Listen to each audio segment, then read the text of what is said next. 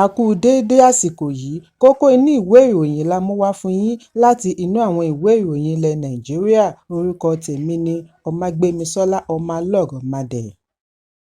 Ilé-iṣẹ́ ààrẹ ti fi ìkìlọ̀ tó gbópọn ránṣẹ́ sí ará ìlú, ẹgbẹ́ tàbí gbogbo àwọn tí wọ́n bá wà nídìí ìpolongo ìbò tí wọ́n fi ń polongo ààrẹ Tinubu àti igbákejì rẹ̀ Kashim Shettima fún ìbò gbogboògbò ọdún 2027 wípé kí wọ́n jáwọ́, àsìkò kò tíì tó, èyí ṣe lòdì sófin. Nínú àtẹ̀jáde àná tí amúgbálẹ́gbẹ̀ẹ́ ààrẹ lórí ìròyìn Báyọ̀ Ọ̀nànúgà yọ̀ǹda sórí ẹ̀rọ abánidọ́rẹ̀ẹ́ X ni wọ́n ti ṣe àpèjúwe rẹ̀ ní ìdójútì bí wọ́n ti ní kí wọ́n lọ yọ gbogbo àwòrán ìpolongo ìbò ará Ìgànná àti gbogbo ibi wọ́n bá polongo sí kúrò pátápátá, pàápàá jùlọ ní ìlú Àbújá àti ìpínlẹ̀ Kánò.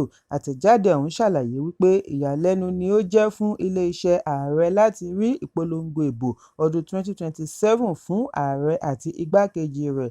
Bákan náà ni òmíràn gbé àwòrán obìnrin àkọ́kọ́ Olúrẹ̀mí Tinubu, bí ó tilẹ̀ jẹ́ wípé wọ́n mọ rírì àtìlẹ́yìn àti inú dídùn àwọn alátìlẹ́yìn wọn. Ilé-iṣẹ́ ààrẹ ní àfojúsùn láti gbé òfin ró lórí ètò ààbò. Wọ́n ní àjọ elétò ìdìbò ṣe é léèwọ̀ fún ẹnikẹ́ni láti bẹ̀rẹ̀ ìpolongo ìbò ọdún 2027 lọ́wọ́ yìí. Ilé-iṣẹ́ ààrẹ fìdí ẹ̀ múlẹ̀ wípé kì í ṣe ọ́fíìsì ààrẹ tàbí igbákejì rẹ̀ ni ó bu ọwọ́ lu ìgbésẹ̀ yìí, kí àwọn tí ó bá wà nídìí rẹ̀ lọ jáwọ́ ní kíákíá nítorí ìtàpá sí òfin lè mú ìjìyà dání. Àtẹ̀jáde yìí fi kún un wípé ohun tí ó jẹ ààrẹ àti igbákejì rẹ̀ lógún jùlọ ni àti mú ìdàgbàsókè bá ètò ọrọ̀ ajé, ohun amáyédẹrùn, ààbò àti bẹ́ẹ̀ bẹ́ẹ̀ lọ. Bí àsìkò bá ti tó fún ìpolongo ìbò, ilé-iṣẹ́ ààrẹ á fi tó ọmọ Nàìjíríà létí. Ẹ̀kúnrẹ́rẹ́ ìròyìn wà ní ìwé ìròyìn Vanguard tó jáde lónìí. Agbẹjọ́rò fún ìjọba àpapọ̀ àti mínísítà fún ẹ̀ka ìdájọ́ AGF Agbamòfin Lateef Fagbemi ti bọ́ sójú iṣẹ́ láti bẹ̀rẹ̀ ìdáhùn ààrẹ Bọ́lá Tinubu sí ìbéèrè lórí ẹ̀sùn tí àwọn gómìnà láti ẹgbẹ́ òṣèlú People's Democratic Party (PDP) pè tako ìkéde ìlú òfararọ ìpínlẹ̀ Rivers. Àwọn gómìnà wọ̀nyí ni wọ́n gba Agbamòfin méje pẹ̀lú agbẹjọ́rò ìpínlẹ̀ 6 láti wọ̀yá ìjà òfin pẹ̀lú ìjọba àpapọ̀ ní ilé-ẹjọ́ tó ga jùlọ lórí agbára tí ààrẹ ní láti kéde ìlú òfararọ, tí ó tún ní kí iléeṣẹ́ gómìnà tí wọ́n dìbò yàn lábẹ́ òfin ìjọba tiwantiwa lọ rọ́kúnlé. Lára àwọn Agbamòfin tí àwọn gómìnà wọ̀nyí gbéṣẹ́ fún láti rí Bọ́lájí Ayọ̀rìndé, Èyítáyọ̀ Jẹ́gẹ́dẹ́, Kamaldeen Ajíbádé, J.A. Múmúnì, Musbau Adétúnbí, Samuel Artung àti Yunus Abdulsalam. Bákan náà ni àwọn gómìnà yìí tako bí ààrẹ ṣe yan alákòóso fún ìpínlẹ̀ Rivers fún gbogbo àkókò tí gómìnà Siminalayi Fubara yóò fi rọ́kúnlé. Ìwádìí jẹ́ kó di mímọ̀ láti ọ́fíìsì AGF wípé àwọn amòfin ti ń gbáradì fún èsì lórí ẹjọ́ tí àwọn gómìnà pè. Bẹ́ẹ̀ ilé-ẹjọ́ tó ga jùlọ kò tíì fi ọjọ́ sí ìgbẹ́jọ́, ṣùgbọ́n ilé-ẹjọ́ gíga tó fìkàlẹ̀ sí ìlú Port Harcourt ti fi ìgbẹ́jọ́ sí ọjọ́ 12 oṣù karùn-ún fún ìgbẹ́jọ́ lórí ẹ̀sùn tí wọ́n pè tako bí wọ́n ṣe ní kí Fubara àti àwọn ọmọ ẹgbẹ́ ilé-ìgbìmọ̀ ìpínlẹ̀ Rivers lọ rọ́kúnlé. Ọmọ ilé-ìgbìmọ̀ aṣojú-ṣòfin àná Farah Gogo ni ó pe ẹ̀sùn yìí tako ààrẹ orílẹ̀-èdè, ààrẹ àti gbogbo ilé-ìgbìmọ̀ ìjọba àpapọ̀ pẹ̀lú ẹ̀ka rẹ̀ mẹ́tẹ̀ẹ̀ta àti alákòóso ìpínlẹ̀ Rivers Vice Admiral Ibokete Ibas. Ẹ̀kúnrẹ́rẹ́ ìròyìn wà nínú ìwé ìròyìn Punch tó jáde lónìí. Àwọn méjì ni wọ́n dóòlà lẹ́yìn tí ilé alájà mẹ́ta kan dà wó ní erékùṣù Èkó. Ilé tí wọ́n kọ́ lọ́wọ́ yìí ni ó dà wó nírọ̀lẹ́ àná ọjọ́ Ìsinmi láàrin aago 4 ìrọ̀lẹ́ ní ojúlé 4 òpópónà Àgàràwú, erékùṣù Èkó. Àwọn alámòjútó ìṣẹ̀lẹ̀ pàjáwìrì ni wọ́n súré dé ibi ìṣẹ̀lẹ̀ tí wọ́n tètè rí àwọn wọ̀nyí dóòlà kí wọ́n tó gbé wọn dìgbàdìgbà re ilé ìwòsàn. Nígbà tí ó ń fìdí ìṣẹ̀lẹ̀ yìí múlẹ̀, alukoro ọlọ́pàá ìpínlẹ̀ Èkó Benjamin Hundeyin ní ẹ̀mí kankan ò sọnù sínú ìjàmbá. Ó ní wọ́n ti ṣàmójútó agbègbè yìí, àlàáfíà sì ti ń jọba. Ẹ̀kúnrẹ́rẹ́ ìròyìn wà ní ìwé ìròyìn The Nation tó jáde lónìí. Ọ̀jọ̀gbọ́n àti akàwé-gboyè Wọlé Ṣóyínká ti kọ àjọ National Broadcasting Commission (NBC) lábùkù lórí bí wọ́n ṣe fòfin de orin tí Idris Abdulkareem kọ tako ìṣèjọba Ààrẹ Bọ́lá Tinubu. Ṣóyínká ṣe àpèjúwe ìgbésẹ̀ yìí ní ìpadà sí ayé àyẹ̀wò iṣẹ́ Return of Culture of Censorship àti ìdúkokò mọ́ ẹ̀tọ́ àti sọ̀rọ̀. Nínú àtẹ̀jáde àná ni ó ti ṣàlàyé ìgbìyànjú àtẹ̀yìnwá àti mú ọmọ orílẹ̀-èdè panumọ́ lórí ìṣòro tó ń lọ lórílẹ̀-èdè. Ṣóyínká ní kì í ṣe orin yìí nìkan ni ó yẹ kí wọ́n fi òfin dè, ó yẹ kí wọ́n fi òfin de Idris Abdulkareem tí ó kọrin, iléeṣẹ́ tí ó gbé e jáde àti ẹgbẹ́ òṣèré tí Abdulkareem jẹ́ ọ̀kan lára wọn. Gbogbo wọn ni ó yẹ kí wọ́n fi òfin dè. Ṣóyínká ní bí ó tilẹ̀ jẹ́ wípé òun kò tíì tẹ́tí sí orin yìí, síbẹ̀ kí á wo àǹfààní tí ìgbésẹ̀ yìí lè jẹyọ nítorí irúfẹ́ ìgbésẹ̀ báyìí á máa ṣe ẹni kọrin láǹfààní àti túbọ̀ pawó sápò. Ẹ̀kúnrẹ́rẹ́ ìròyìn wà nínú ìwé ìròyìn Vanguard tó jáde lónìí. Igbákejì alága ìgbìmọ̀ lọ́balọ́ba ẹ̀ka ìpínlẹ̀ Ọ̀yọ́ Olúgbọ́n ti Ilé-Ọgbọ́n Ọba Olúṣọlá Àlàó ti da àhesọ tí wọ́n ń gbé pòyì ẹnu nù wípé ìjà èmi-jù-ẹ́ ìwọ-oòjùmí supremacy tussle wà láàrin Aláàfin Ọ̀yọ́ tuntun Ọba Abímbọ́lá Ọ̀wádé àti Ọọ̀ni Ilé-Ifẹ̀ Ọba Ẹnìtàn Ògúnwùsì.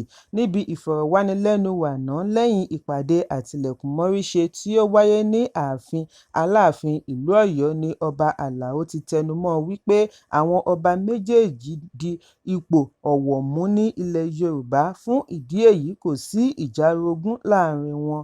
Ó ní Aláàfin yóò máa jẹ́ Aláàfin, Ọọ̀ni náà yóò tẹ̀síwájú àti máa jẹ́ Ọọ̀ni Ilé-Ifẹ̀. Kò sí ìjà, kò sí ohun tí ará ìlú kò lè fẹnu wọn sọ. Kókó ibẹ̀ ni wípé ìṣọ̀kan wà láàrin àwọn lọ́balọ́ba fún ìdàgbàsókè ìran Yorùbá. Ọba Àlàó ṣe àpèjúwe àbẹ̀wò rẹ̀ sí ọ̀dọ̀ Aláàfin ní ìgbésẹ̀ láti kí ó sì fi ìṣọ̀kan rẹ̀ hàn bí ó ti gbóríyìn fún Aláàfin tuntun gẹ́gẹ́ bí adarí tí ọgbọ́n àti ìmọ̀ rẹ̀ kún pẹ̀lú ìmọ̀ ìjìnlẹ̀ lórí àṣà. Ẹ̀kúnrẹ́rẹ́ ìròyìn wà nínú ìwé ìròyìn Punch tó jáde lónìí. Lánàá ni ilé-iṣẹ́ ààrẹ ṣàlàyé àkọọ́lẹ̀ ìwádìí lórí Ààrẹ Bọ́lá Tinubu níbi tí ilé-ẹjọ́ ilẹ̀ United States ti pàṣẹ kí àjọ Federal Bureau of Investigation (FBI) àti Drug Enforcement Administration (DEA) yọ̀ǹda àkọọ́lẹ̀. Kì í ṣe tuntun.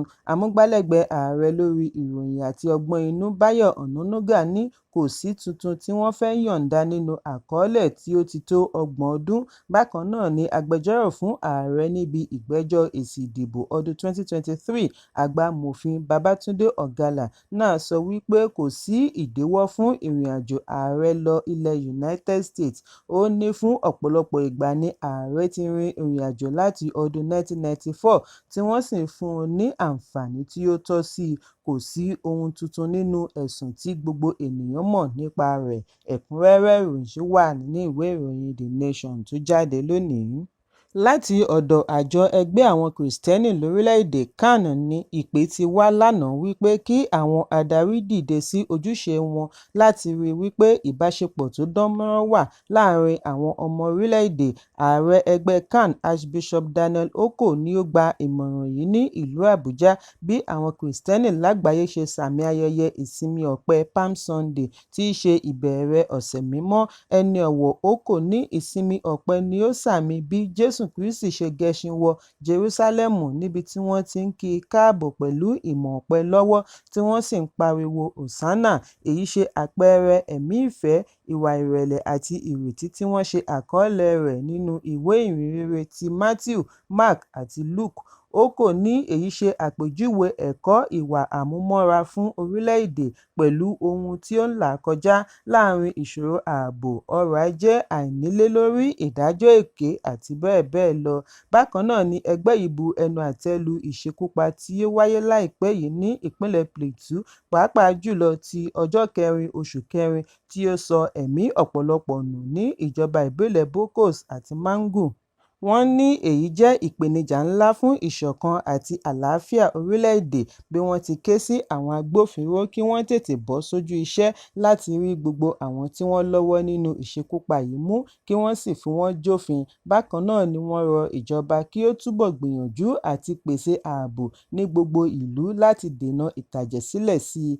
Ààrẹ Kanu wá rọ gbogbo ọmọ Nàìjíríà kò ní fi ṣe ìlú, ẹ̀yà, ẹ̀sìn tàbí ẹgbẹ́ òṣèlú tí wọ́n jẹ́ kí wọ́n má fi ààyè gba ìpínyà ṣùgbọ́n fi ààyè gba ìṣọ̀kan gẹ́gẹ́ bí ara kan nínú Olúwa. Ẹ̀kúnrẹ́rẹ́ ìròyìn yìí wà nínú ìwé ìròyìn The Nation tó jáde lónìí.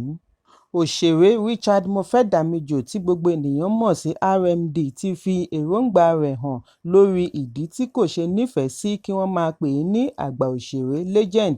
Níbi ìfọ̀rọ̀wánilẹ́nuwò lórí ètò Curiosity Made Me Ask ni ó ti sọ ìpinnu rẹ̀ wípé gbájúẹ̀ lásán ni oyè àgbà òṣèré Legend yìí túmọ̀ sí, wípé èyí ṣe àfihàn wípé àsìkò ti lọ lórí iṣẹ́ eré rẹ̀, ó ti súnmọ́ àti fẹ̀yìntì. Kàkà bẹ́ẹ̀, òṣèré ẹni ọdún 63 yìí ní àwọn àgbà ọ̀jẹ̀ bíi Olú Jacobs, Pete Edochie ni òun rí gẹ́gẹ́ bí Legend nítòótọ́ nítorí ipa ribiribi tí wọ́n ti kó ní ẹ̀ka òṣèré lórílẹ̀-èdè. RMD ní pípe òun ní Legend lè ṣe ìdáwọ́kọ̀ fún ibi tí ó lè ṣeré mọ́ kí ó sọ òun di ẹni tí tó fẹ̀yìntì. Ẹ̀kúnrẹ́rẹ́ ìròyìn yìí wà nínú ìwé ìròyìn The Nation tó jáde lónìí. Kókó inú ìwé ìròyìn tòní kò ní jù báyìí lọ.